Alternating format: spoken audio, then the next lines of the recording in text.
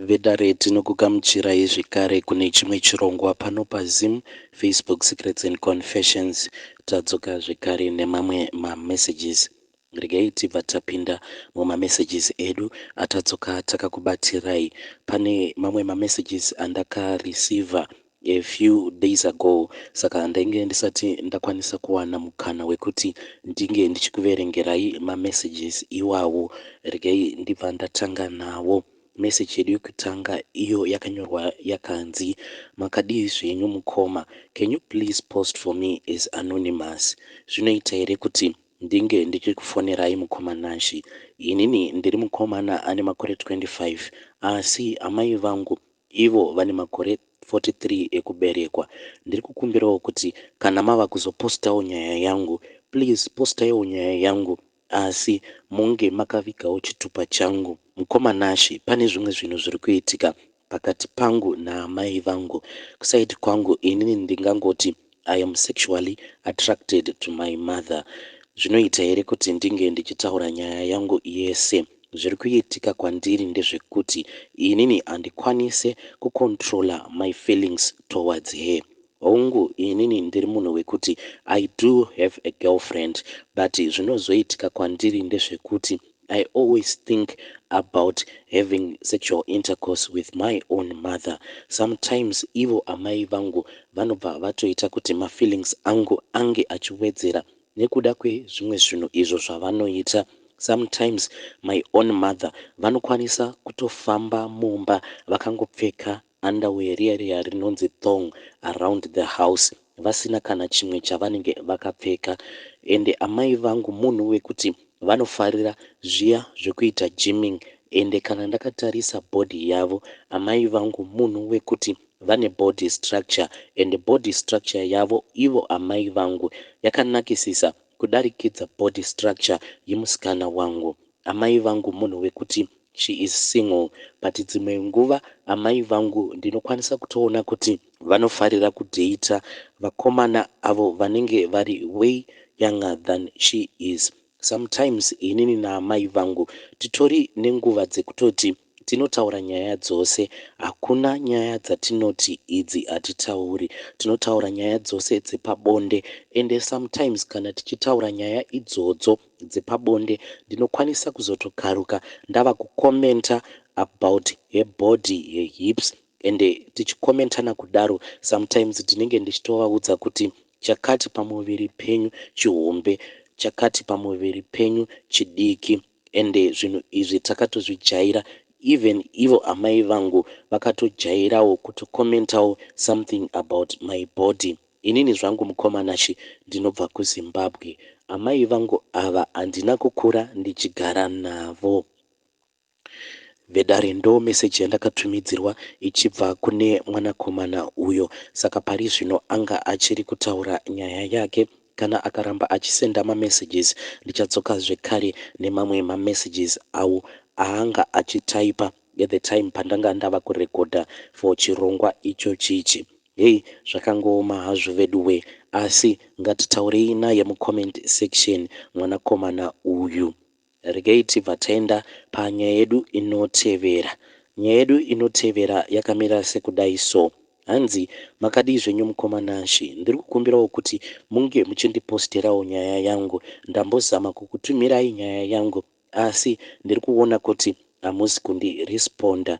Please, ndiri kukumbirawo kuti mundiposterewo nyaya yangu. Kasi nyaya yangu haiiti here kuti munge muchiipostawo kuma-confessions. Please post for me mukoma pasina chitupa changu. Mukoma, ndauyawo nenyaya yangu iyo iri kundinetsa mupfungwa nemundangariro. Zuva rega rega rakasikwa naMwari ndinogara ndichingozvibvunza kuti saka zvinhu izvi zviri kuitika mumhuri medu zvichazovei kumagumo kwazvo. Nashi, ndinoda kungoudza vanhu kunze uko, kana kuti vanhu vachazoverenga meseji yangu zvekare nekuteerera chirongwa ichi, kuti kunze uko kune urombo uhwo hwatingangoti urombo hunobva kuna Mwari, asi kunze uko kune umwe urombo hwekuti unotoita hwekutopiwa nevanhu.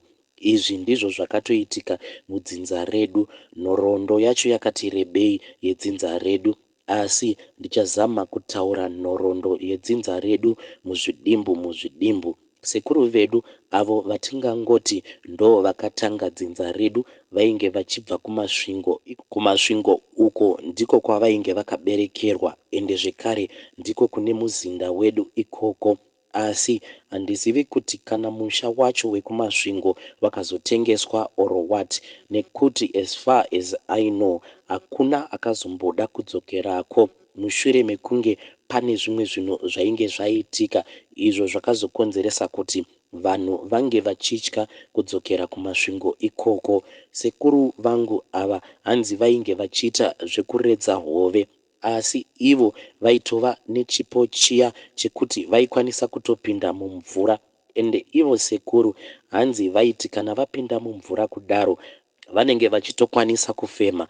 Dzimwe nguva tainge tichitoudzwa nyaya dzavo, ende mukunoudzwa nyaya dzavo panguva iyo yavainge vachinzi vainge vachiri mupenyu, hanzi vaikwanisa kutospenda about 30 minutes vari pasi pemvura kudaro. Hanzi vaikwanisa kugara 30 minutes idzodzo vari pasi pemvura vobva vazobuda zvavo. Asi izvi zvinonzi zvaiva zviine kamwe kakushereketa mukati. Sekuru hanzi pane pavakazopinda pane rimwe purazi reumwe murungu vachida kunopocha hove mudhamu remurungu iyeye, asi vakabva vazotengeswa neshamwari yavo. Sekuru vedu vakati vatengeswa neshamwari yavo, hanzi ipapo pavakazviziva kuti shamwari yavo yepedyo iyo yavaimbopota vachifamba nayo vachiita zvekupocha hove izvi, hanzi ndo zvakazokonzeresa kuti ivo sekuru vedu vange vachizoromba.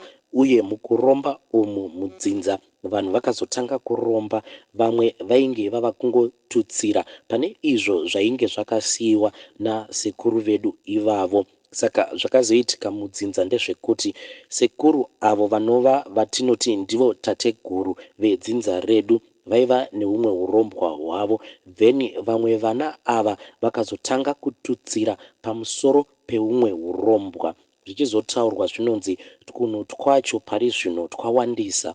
Apa zvinhu izvi zvakasiya zvadzidziswa kuti chii chinonzi ropa remunhu. Saka mumhuri medu titori nenguva iyo yekuti tinotoziva kuti mwedzi uyu ndiwo mwedzi unofiwa, ende kufa kunoitwa mumhuri medu ndekwekuti gore rino kana kukafa munhu mukuru mudzinza, after zvimakore paya patinenge tava kuita sekunge tinenge tarivara kunobva kwafa mudiki kana kuti mwana mudiki mudzinza. Uye zvinhu izvi zvemudzinza medu zvinotorakidza kuti zvinoziva, uye zvinhu izvi zvirimo mudzinza medu zvinhu zvekutoti zvinoteverera ropa. Hazvinei kuti unenge waita mwana wemusango, zvinhu izvozvo zvinokwanisa kutoteverera mwana iyeye waunenge wakaita kunze uko, zvobva zvatonomudzipa, zvobva zvamuuraya. Zvinhu izvi zvakatomboitika kakawanda. Mukoma, kana ndikazowana nguva nyaya dzose idzodzo ndichange ndichizodzitaura. Taiva nevamwe vatete vedu. Tete vedu ava vainge vachigara kuEngland. Mukufamba nekubvunzira takabva taudzwa kuti ivo tete vainge vakapiwawo 4 zvidhoma zvavo zvavainge vachishandisa variko ikoko kuEngland. Zvinhu izvi takazozviziva, this was kuma 2015 ikoko patakambofamba naamai, apo mushure mekunge ivo baba vedu vashayika. Baba vedu vainge vangoshayika zvainge zvisina kana tsarukano. Saka takazofamba naamai vedu ipapo pavainge vachiri vapenyu. Amai vangu vakazofawo muna 2016 mushure mekunge vatumidzirwa bhero rehembe kubva kuUK ikoko, uko kwainge kuina vatete avo vatainge taudzwa kuti ivowo vatete vedu vainge vaine zvimwewo zvavainge vakabatiswa nasekuru vedu. Asi at that time pane umwe muprofita akazotombouya nepamba pedu. Panguva yacho iyoyo tainge tava kugara kuHopley.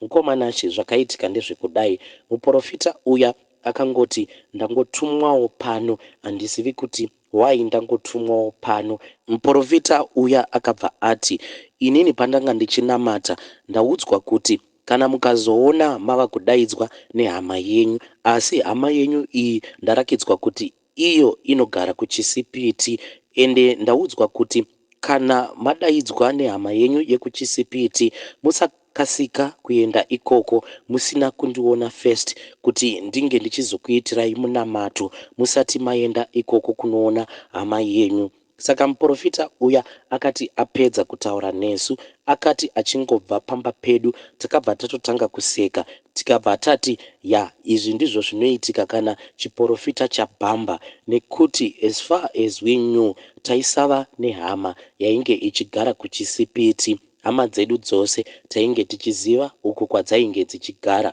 Then after a month out of nowhere ndipo pakazongofona mwana wavatete vaya veku-UK.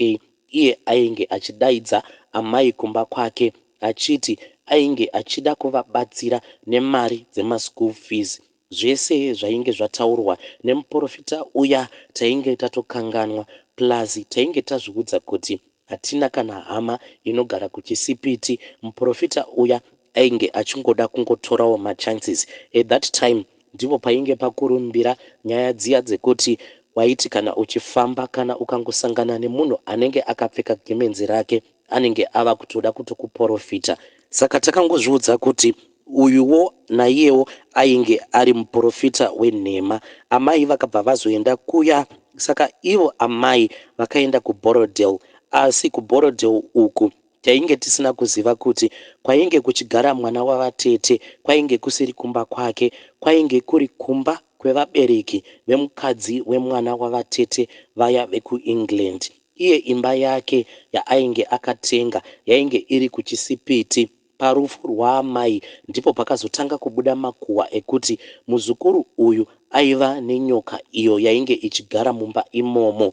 Nyoka iyo yainge ichigara mumba imomo kumba kwake kuchisipiti ndiyo yainge yakamudyira vana vake. Saka akabva azotiza kumba kuya ndokubva azotanga kugara kumba kwemukadzi kunova kuri kuBorodale uko kwainge kwakaenda amai vedu. Sezvo panguva yacho mudzimai wake aiva nemimba, saka nyoka iya mukutaurwa kwazvo yainge yava kuda kumudyira mwana iyeye ainge akatakurwa nemudzimai wake. Mukomana asvika hanzi murume haachemi, asi nyaya iyi kana ndikangofunga nezvayo ndinobva ndanzwa ndichinzwa imwe pain nekuda kwenyaya iyi yakaitika kuna amai vangu nezvose zvakazoitika kuna amai vangu.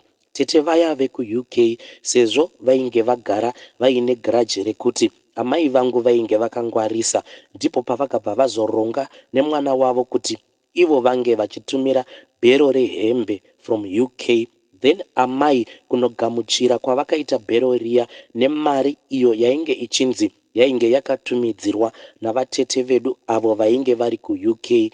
Hanzi mukunotaurwa kwazvo ndiko kutenga kwavainge vakaita chikwambu ichocho chakazovarova kusvika vazofa amai vedu.